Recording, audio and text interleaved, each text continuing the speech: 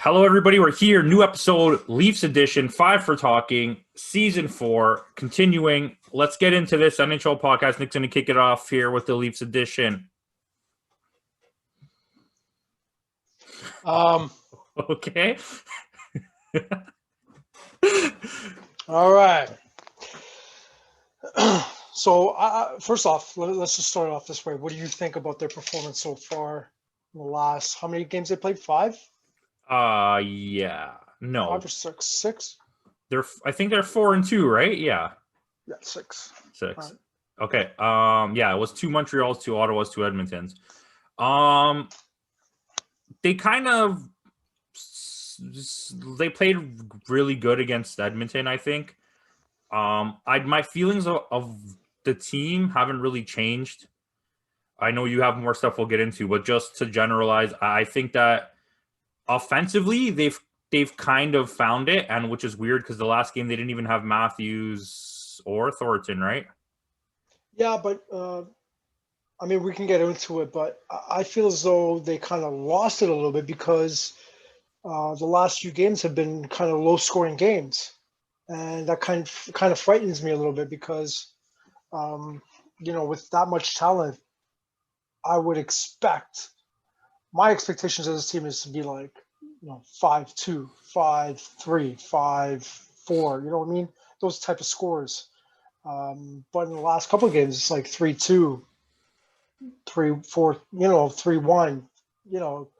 It's kind of makes me nervous a little bit. Sorry, go ahead. I know. I agree with what you're saying from like on paper standpoint, but I think that facing Edmonton is equal to or a better team than the Leafs. So the fact that they scored at all or is like, especially without Matthews is huge. I do get what you're saying, that they should be putting up numbers, but I think Edmonton is a different story. And Montreal was designed to stop teams like Toronto from scoring, right? If anything, it should have been against Ottawa. They should have scored like 8 goals in a game. Kind of bugs me though, last 2 games with Matthews, with Thornton, they weren't able to pull it off. Rather, and I think I mentioned in the chat, it was very, very boring game. Oh, yeah. But last night's game, without Thornton, without Matthews, they were able to pull it off. I just find that to be kind of annoying, because the first one I didn't get to watch too. The first game, and it was a pretty boring game. Boring game. Okay, good. What do you think of the defense? Hell of an improvement from last year, I can tell you that much. Thus far, improvement, yes. Still, I'm disappointed because I expected it to be more of an improvement. I'm still extremely dissatisfied with the play of Morgan Rielly, and he just does not want to get off the ice. And I'm going to say this now, that's not a coaching thing. I think Sheldon Keefe just doesn't want to doesn't want to give him shit about it because he better. He's a coach. He better. He's literally not moving out there sometimes. Like, he's skating so slow that he might as well not be on the ice, and he just keeps skating by the bench. Yeah, I'm looking at the minutes like every game. It's 30, 33 minutes. Like, I'm sure Keefe is trying to play him a lot, but at some point, like, I don't know, there was one game where I even mentioned it in our chat that I noticed his partner got off, the next guy came on, then he got off, and then the next guy came on, and then his partner came back on again. He was on for 3 shifts. Mm-hmm. Get off the ice. Well, I'm not sure if things will change, but one thing I did see at the end of last night's game, in the last maybe minute and a half, I didn't see him on the ice. It was Brody and Muzzin as the last pairing. You know what? They're really liking Brody Muzzin as a pair. I noticed that in the game before as well. Brody and Muzzin, are they together? Are they a pairing? No. Yeah. Okay. I think, honestly, with the 7D that he has in his lineup, I think he's mixed and matching like all these guys. Like, I don't think there's a solid pairing, with the exception of maybe Brody and Riley, but he's actually pairing those two up with other guys as well. I've seen the two of them in the last game, or sorry, the first game against Edmonton, I should say. I saw them out together a lot on the ice, and I was like, wait, these guys are not a thing together. Since he added the seventh defenseman, contrary to what we believed in the beginning, I think that's been the difference. Yeah, because you'll always have a fresh defenseman Yeah. going out on the ice if you need it. Hey, let's see how it goes. Because I don't think I've ever seen him use one of those defensemen as a forward. No, but I did mention it that Lennon was supposed to see a little bit of time on a wing. But I don't really care. That's not his thing. Then don't worry. Then I could if it was me, I'd let Morgan Riley play forward. That would probably be interesting. Like on a power play or something. It is an interesting thing though. Like he's playing with 11 forwards, so I guess he's double shifting certain forwards in that last spot. I guess I feel as though he should give Simmons a little more time. Simmons has been really solid. Yeah. Any standouts for you? Okay, well, I'm sticking with what I've seen. Even though I've been bashing him, Riley's gotten better. He's had less giveaways. Like in the beginning, the first 4 games, he was just chucking the puck at everyone's stick on the other team. He's been really good. Brody stepped up. Muzzin's been all right. Yeah. One thing I did notice, a lot of the defensemen now are pushing guys out of the way. Yes. When Anderson or Campbell smothers the puck, they are pushing guys out of the way, and that's a huge difference from last year, and a welcoming one as well. Yep. Because that's definitely something that was needed. I see Brody doing that a lot. Muzzin was doing that a lot before, but it's rubbing off on some of the other guys as well. And now I'm seeing Hall doing that as well. So yeah. What did I say? Muzzin, the Riley, Brody. I think Frederick Anderson has been playing well the last couple of games. Yes, I do see that too, but I don't see solid communication with his D. I don't think he has any really. It doesn't seem like he makes any noise from his net. That's a problem, and that's a huge difference between him and Campbell. When I see Campbell out there, he's talking to the guys. One thing I do notice about Campbell is that every time he smothers the puck, he gives like a little love tap to his D guys, saying "nice job," kind of complimenting them a little bit, giving them a little bit of a boost. I don't see that coming from Anderson. I think he should start doing that. You know what I mean? I think that kind of would rub off on some of the D guys, and they'll push a little more for their goalie. That's a good catch because I didn't even notice that. It's a good catch on you.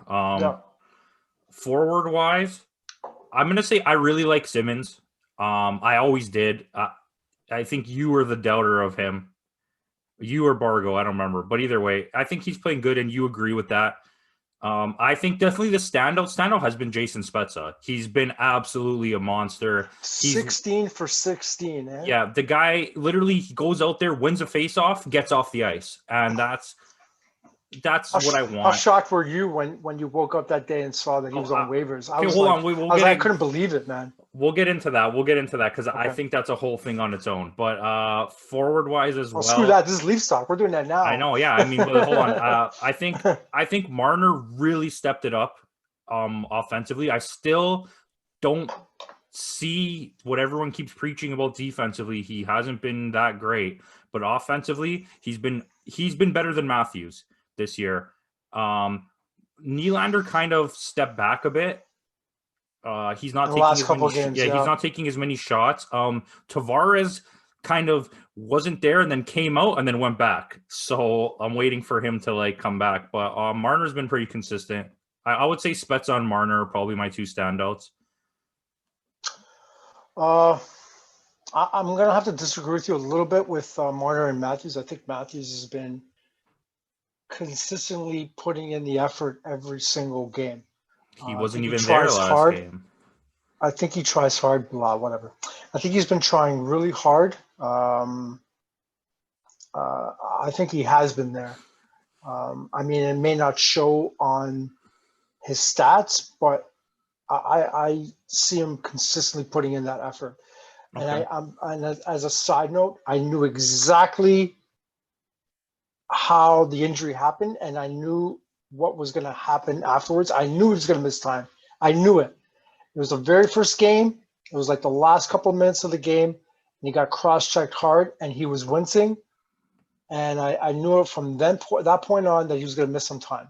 And he was going to try and drag it out, play through it, but that would have been, if he was as injured as I think he was injured, he should not have played the next game. He should have rested a little bit. Also, speaking of injuries, the Joel Thornton injury, didn't you find that kind of funny? Because the whole time he was holding his wrist and like it was visibly like he hurt his hand or his wrist, and then it ended up being like ribs. What the hell was that? I thought it was ribs. I thought it was his ribs too. I thought it was his ribs. I thought he had a cramp or something, but apparently it was his wrist. I don't know. It was his wrist. No, right? It was his ribs. Yeah. His ribs? Yeah, it was his ribs, and everyone thought it was wrist. Unless I'm just out of it and I'm saying it backwards. But no, I thought it was his wrist. I remember him holding his wrist when he was getting off, and then I remember the score reported it as like he had a fractured rib or something. I need to take a look. I thought it was his wrist. Yeah, maybe I read it wrong. Anyways, he's going to be out for a month because of his wrist. Listen, month guy, let's talk about what you wanted to talk about. The worst news any Leaf fan has seen in like the last 20 years, waking up and being like, Jason Spezza got waived. Make you nervous? Yeah, and I'm going to say this now. I think everyone who was upset and nervous and spoke out about it was perfectly right to do that, because like we said, the only option I saw coming out of that was that they were going to try to use him, or they were going to try to make a trade with the salary cap space and then re-sign Spezza. But it didn't even really make sense. Like what they did absolutely didn't make sense. They dropped him to waive Dell and let Dell get picked up and then re-signed him. Nothing happened. Nothing else happened. What was the point of that? I don't know. I'm not too familiar with the cap. I think it was like a cap compliance thing. For the taxi squad or whatever it is. But they didn't bring up a taxi squad. I know they brought up Adam Brooks afterwards. But they brought up Brooks has a two-way contract. They can bring up Brooks. I don't know. I really don't know Campo. So I'm not too sure what it was. All I know is that he was threatening all the other teams that if he was going to get picked up, he was going to retire. But this is what to play was what I read. What I heard from watching the Sportsnet guys in between periods was his agent did that purposely for the Leafs so that no one would pick him up and he could stay on the Leafs.